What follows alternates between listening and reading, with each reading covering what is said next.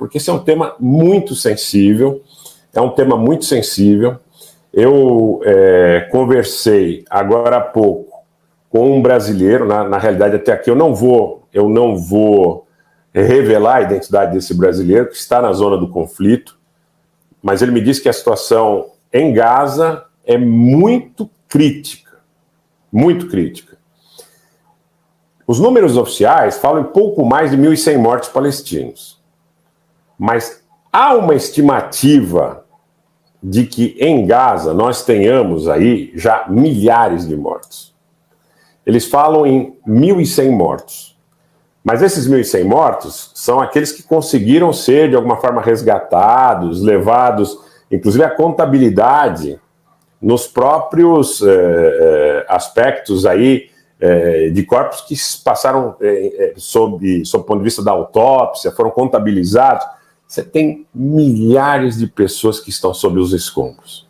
Hoje eu vi um dos ataques com um míssil, muito provavelmente de precisão, contra o que seria, segundo o que foi veiculado, um banco. Então o ataque vai bem à estrutura, ao pé, não é, do prédio, aí para os leigos, e ele faz com que o prédio todinho caia. Muitas torres grandes foram também derrubadas dessa forma. Você tem um efeito colateral, né, pelo menos vamos chamar assim, colateral, em relação às casas vizinhas, em relação aos transeuntes, às pessoas que estão na rua. A densidade demográfica de Gaza, gente, é um absurdo. Nós estamos falando de 2.300.000 habitantes em alguma coisa aqui que seria do tamanho de uma grande favela no Brasil, de um grande complexo de favelas no Brasil. Então, há possibilidade também que prisioneiros que o Hamas fez, né, no último sábado estejam entre as vítimas.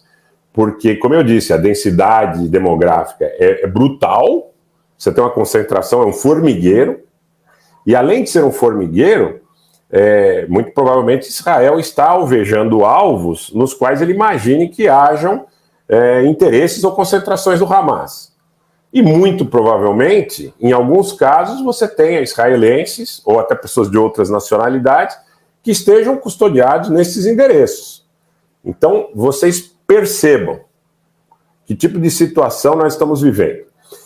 Com relação à questão, eu vejo aqui no chat, do número de mortos, né, o alemão coloca aqui 1.200 mortos, que a mídia fala. São 1.200 mortos, a priori, em Israel, pelos números oficiais ou semi-oficiais, e 1.100 na faixa de Gaza. Mas eu quero repetir que esse número de 1.100, a parte de Israel também, o número de mortos, eventualmente não está totalmente contabilizado.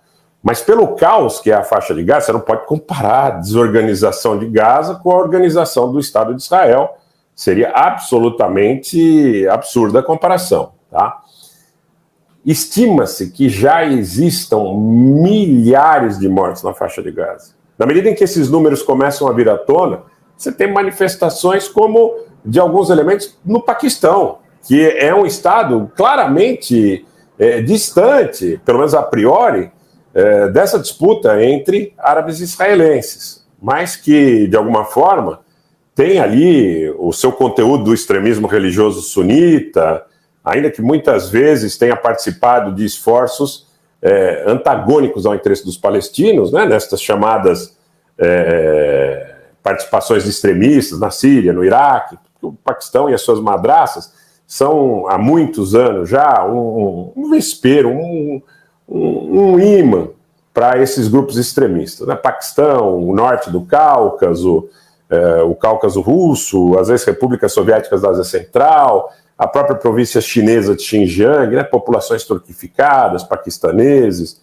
afegãos de algumas etnias, eles participaram desses movimentos. Mas hoje você já tem oficiais, ministros, no Paquistão, dizendo que se Israel pretende levar a cabo uma operação terrestre à faixa de Gaza, com o objetivo de promover a completa eliminação da presença palestina na região, que haverá intervenção.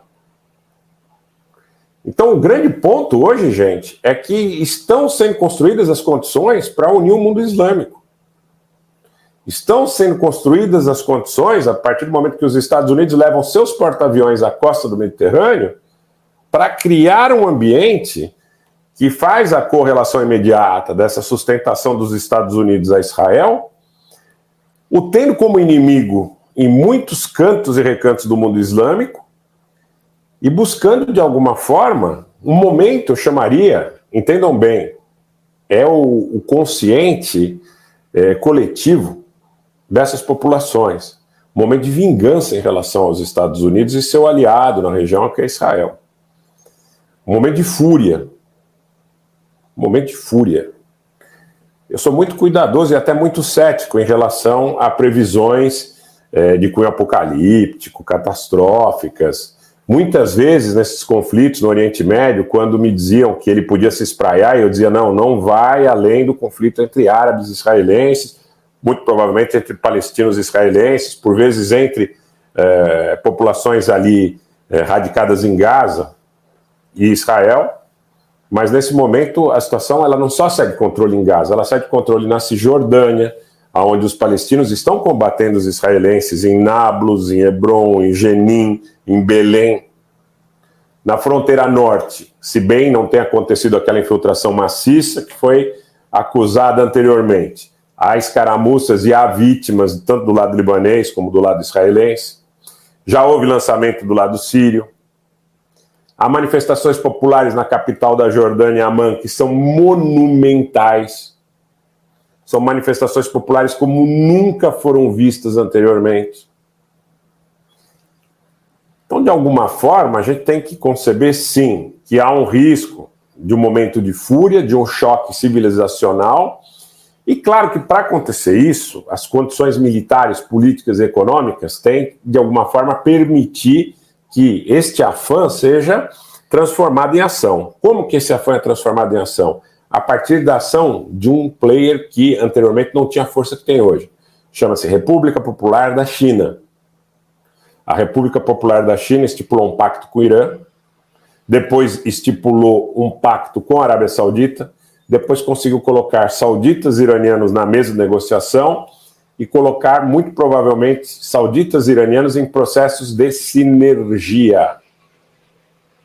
Processo de sinergia porque eles querem o controle do mar Mediterrâneo a nível de controle das rotas comerciais e controle da produção e distribuição dos recursos energéticos, que assegurariam aí uma hegemonia material para as próximas décadas, quiçá para os próximos séculos nessa disputa.